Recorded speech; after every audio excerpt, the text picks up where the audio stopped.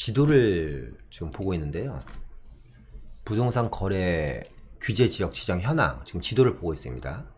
그러니까 조정 대상 지역이 44곳, 투기과열 지구가 31곳, 투기 지역이 16곳입니다. 이번에 신규 지정 5곳 포함해서.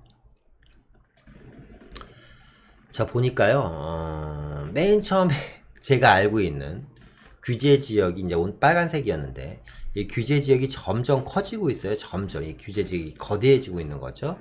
자, 이거는 어떻게 해석할 수가 있냐면, 지금 규제 지역, 붉은색이 있는 지역으로 계속 붉은색이 번지고 있는 거잖아요. 이게 아까 얘기한 것처럼 온 국민이 알고 있는 풍선 효과를 과연 정부는 왜 모르고 있는 건지, 아니면 그냥 이 부동산을 계속 이슈화 시켜서 끝까지 끌고 가려고 하는 건지, 아니 이미 그냥 다 잡아버리면 되잖아요. 규제 지역, 비규제 지역을 왜 나눠요?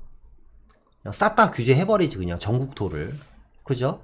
저 그러면 뭐 이런 풍선 효과는 없을 거 아닙니까? 아니면 풀어줘 버리든지.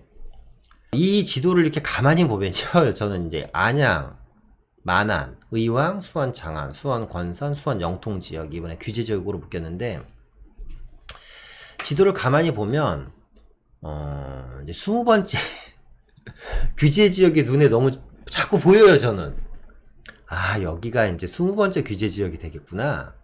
여러분들도 보이실 거예요. 지도를 가만히 보세요. 그냥 가만히 보시면 보세요.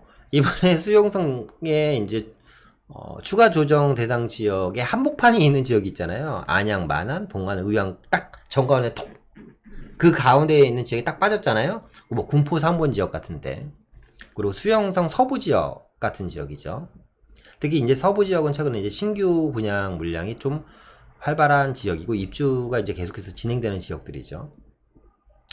그리고 앞으로 이제 발전 가능성도 상당히 높은 지역들이죠.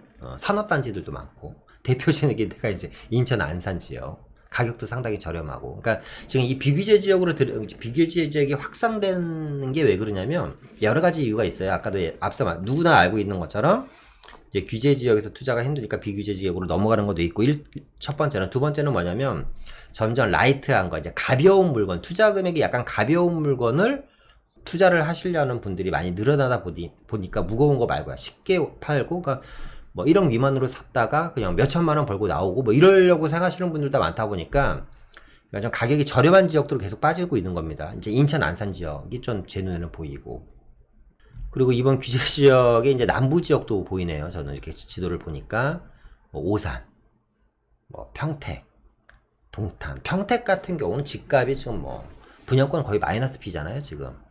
그런데 서울에서 가장 개발 호재가 핫하고 미래가치가 높은 게 용산이지 않습니까?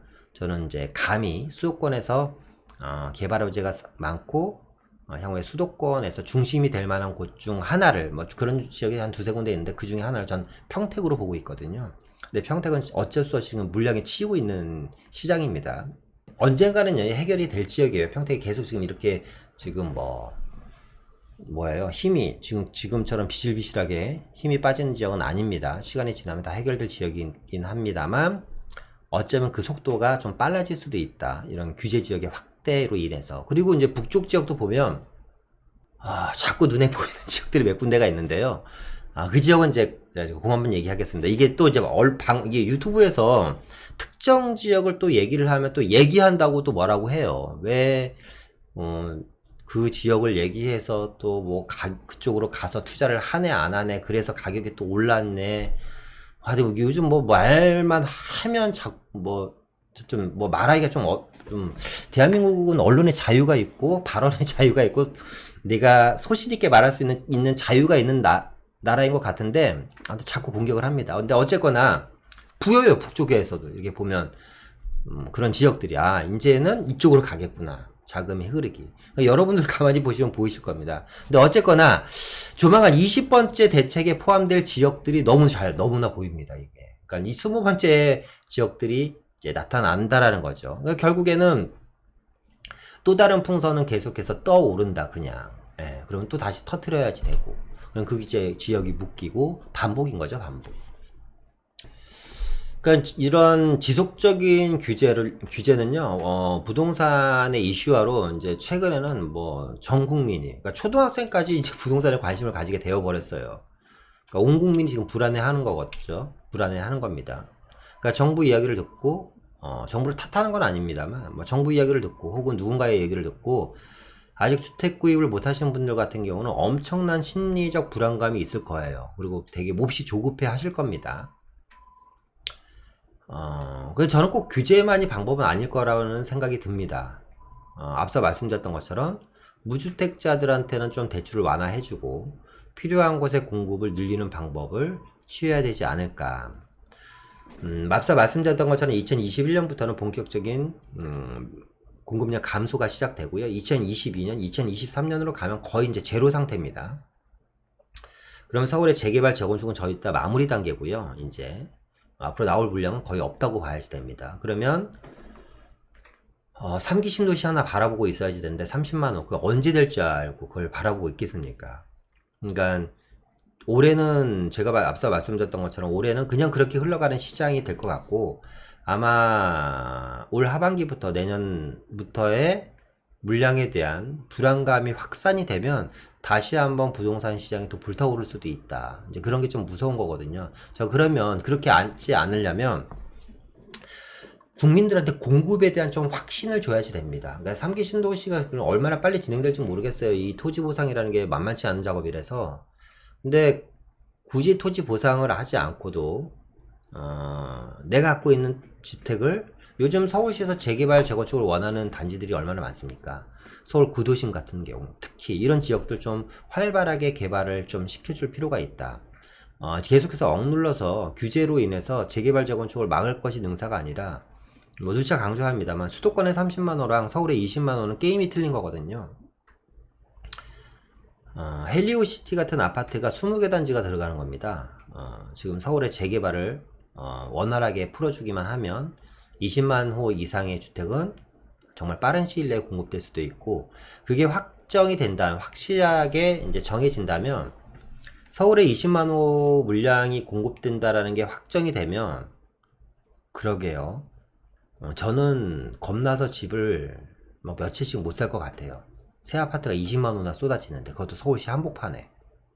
뉴타운이라는 지역의 특징들이 뭐냐면 다 입지가 좋거든요. 그런 지역에 정말 20만 호가 공급이 된다고 하면 지금처럼 급등은 쉽지 않을 걸로 예상이 됩니다. 그러니까 좀 새로운 주택을 좀 확실하게, 그러니까 신규 주택에 대한 좀 확실한 시그널을 정부가 줄 필요가 있고 앞서 말씀드렸던 것처럼 무주택자들한테는 좀 뭐 5억 이런 거 하지 말고요. 5억에 대한 대출 규제 제주 제한 이런 거 하지 말고 무주택자들이 살 수 있는 금액만큼 집을 살 수 있게끔 좀 본인들이 받을 수 있는 대출 한도만큼 받을 수 있게끔 해서 금액에 상관없이 좀 집을 사야지 살 수 있는 판로를 좀 열어줘야지 무주택자들이 상실감이 좀 덜 할 것 같습니다.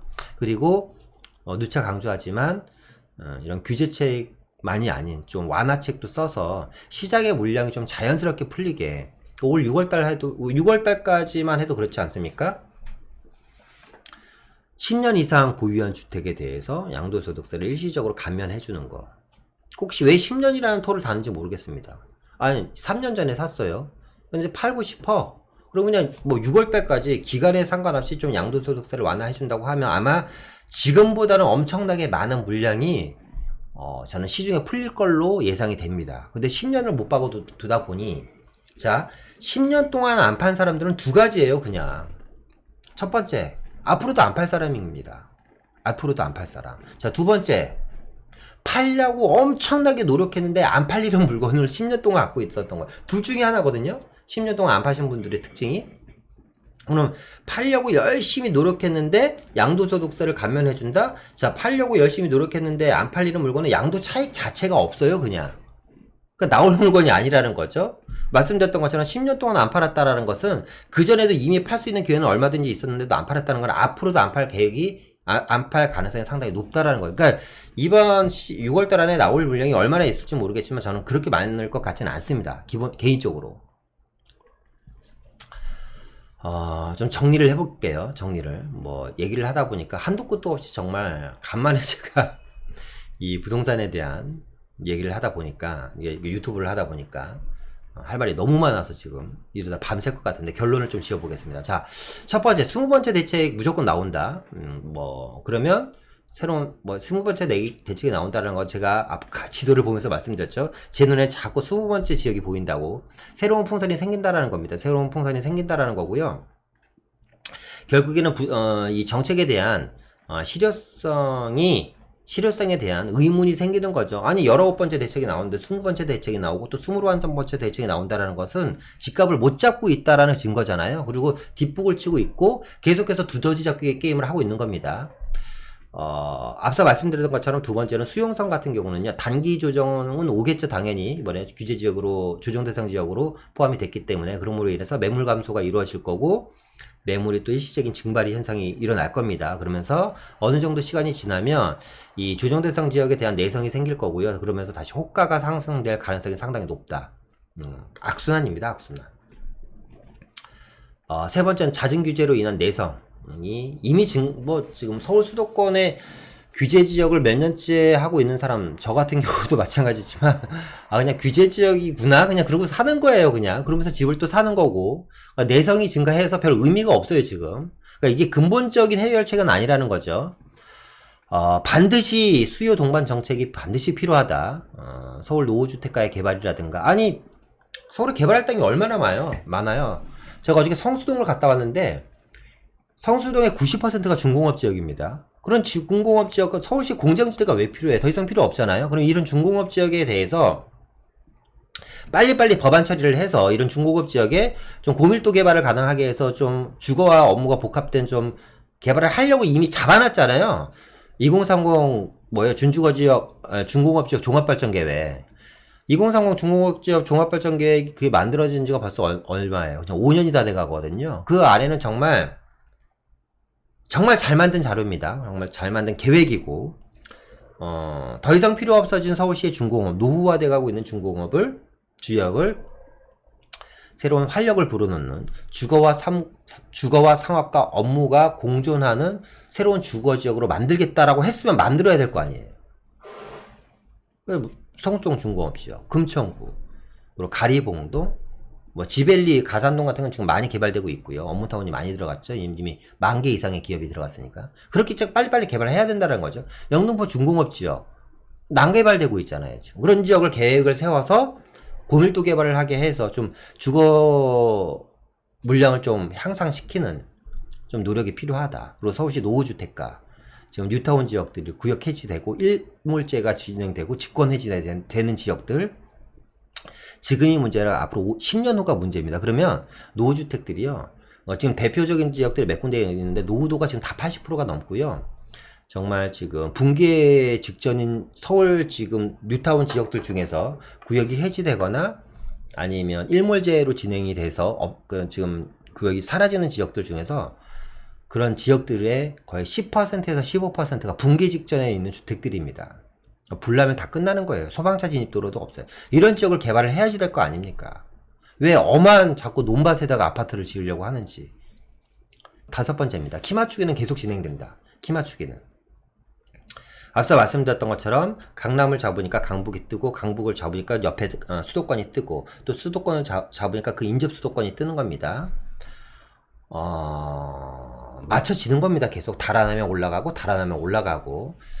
소형이 많이 뛰었고요. 그러다 보니까 중형이 뛰었습니다. 지금은 대형이 뛰고 있는 시장이고. 그러니까 이건 좀 누가 시키는 게 아니잖아요.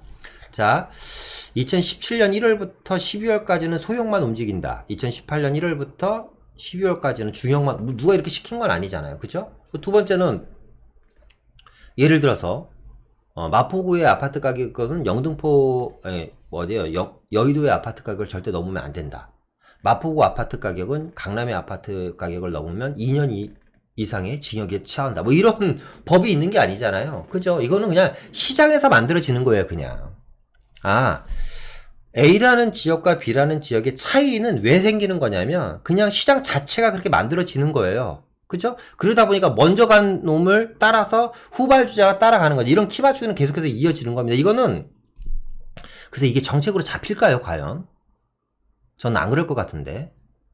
6번째는 서울 자본의 거대화입니다. 서울 자본의 거대화. 자, 그럼 뭐냐면, 이거는 이제 이런 내용이에요. 지금 수용성 같은 경우도 이제 앞으로 일어날 20번째 타겟 지역도 마찬가지겠지만 어쨌거나 좀 서울 분들이 많이 움직입니다. 참 부지런도 하세요. 아무튼 예전 서울 분들이 이제 서울 및 수도권에서 계속해서 부동산 투자로 인해서 자금이 이제 계속해서 이제 크게 형성이 되는 거죠. 근데 그런 자금들이 그러니까 수용성에서 이번에 만약에 매도를 해서 시세 차익이 생긴 자금이 다시 어디로 들어오냐? 결국 다 서울로 들어오는 거거든요. 이게 다 역류턴이 되는 겁니다. 시간이 지나면 지날수록 다시 결국에는 서울의 자본이 자꾸 거대화지면서 그러니까 결국 돈의 가치가 떨어지는 거죠. 이게 이제 유동성입니다. 7번째. 그러니까 유동성은 아직도 살아 있습니다. 그러니까 이 정부가 이게 실패를 거듭하는 이유는 그러니까 이 시장의 근본적인 대처 방안이 저는 미흡하다고 생각합니다. 그러니까 시장이 왜 돌아가고 있는지에 대한 원인 분석. 첫 번째는 정말 유동성, 누차 강조하죠. 이 유동성은 아직도 살아 있습니다. 저희가 이제 상담을 하면 제가 얼마 전에도 이제 은퇴에 대한 동영상을 잠깐 올렸잖아요. 시리즈로 이제 계속해서 올려드릴 예정인데 2월 20일 날 갑자기 새로운 게 나와서 지금 이 영상을 찍고 있는 겁니다. 은퇴하시는 분들이 이제 이것도 유동성이 될 수도 있어요. 은퇴할 때 은퇴 자금을 많이 받잖아요. 퇴직금이라고 하죠. 그죠? 이런 유동성이 계속 쌓여 나가는 거예요. 이 금리가 올라갈 일은 없고 이 저금리 시대에 은행에 넣는 건 답답하잖아요. 그러니까 1억이라는 돈을 은행에 넣는 것보다 1억이라는 돈을 막말로 오피스텔이라도 사서 가격은 안 오르더라도 매달 55만원씩 월세 받는 게 훨씬 낫다라는 거죠. 그죠? 이런 게 너무나 팽배해져 있다는 겁니다. 거기다가 이 부동산에 대한 시장 자체가 부동산에 대해서 너무 많은 사람들이 관심을 갖게 돼버렸어요. 2, 3개월에 한 번씩 정부에서 계속 부동산 하다 보니까 그러다 보니까 이게 어떻게 보면 유일한 출구의 대안으로 좀 사실상 떠오른 것도 사실입니다. 그것도 문제인데 어쨌거나 이 유동성을 막을 방법은 없다. 새로운 투자처를 발굴하지 않는 이상은 부동산으로 유동성이 흘러 들어가는 것은 당분간 지속될 걸로 예상이 됩니다. 자, 오늘 늦은 밤입니다. 오늘 제가 오전에 좀 개인 업무들이 바빠서 지금 이 영상을 찍는 시간이 벌써 12시가 넘어 버렸는데요. 자, 얘기를 하다 보면 제가 이야기를 계속 더 할 것 같아요. 그래서 오늘은 이상 마치겠습니다. 요즘 청결이 정말 좀 중요시 되는 시점입니다. 나가실 때, 외출하실 때 마스크 꼭 착용하시고요. 다녀오셔서 집에 들어오셔서는 손발 깨끗이 씻고 주무시길 바라겠습니다. 오늘 이상 마치고 다음에 좀 더 좋은 내용으로 찾아뵙도록 하겠습니다. 감사합니다.